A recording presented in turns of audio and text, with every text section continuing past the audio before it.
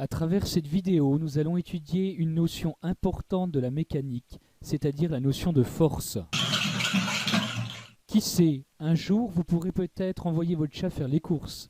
En tout cas, celui-ci a compris comment pousser un caddie.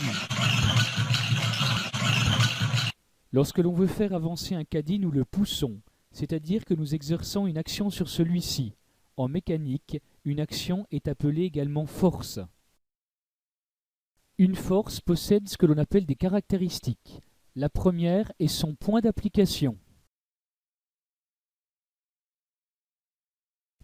Dans notre exemple, le point d'application se situe à l'endroit où la main repose sur le caddie, c'est-à-dire ici. Deuxième caractéristique de la force, c'est sa direction. Dans notre exemple, bien évidemment, le caddie roule selon la direction du sol, c'est-à-dire l'horizontale. La force possède donc cette direction que je représente ici par une droite en pointillé. Troisième caractéristique de la force, son sens. Dans notre exemple, la direction est horizontale, mais le chariot se déplace vers la droite.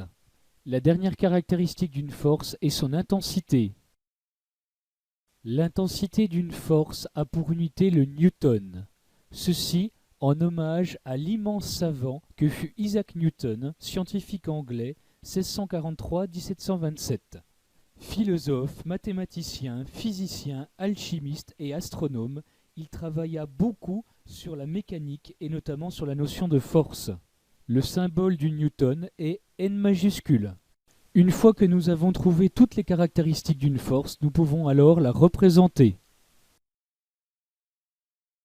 Pour cela, nous allons partir d'un exemple et nous allons imaginer que la personne pousse le caddie avec une force d'intensité 4 newtons. Nous avons vu qu'une force possède comme caractéristique un point d'application, une direction, un sens et une intensité. Qu'est-ce qui possède un point d'application, une direction, un sens? Tout simplement une flèche. Nous allons donc représenter une force par une flèche. Concernant l'intensité, il est facile de comprendre que la longueur de la flèche correspondra à l'intensité de la force. Pour ça, nous devons fixer une échelle. Nous choisissons par exemple ici 1 cm sera équivalent à 2 newtons.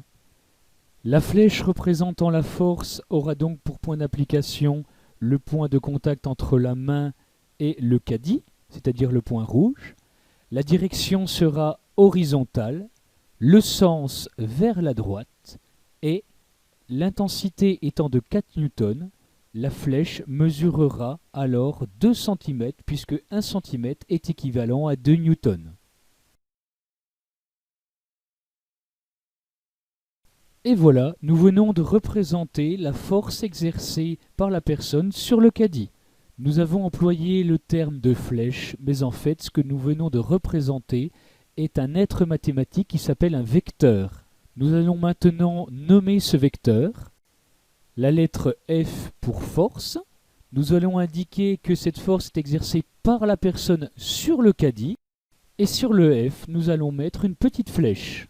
Voilà, cette fois-ci notre représentation de la force exercée par la personne sur le caddie est terminée.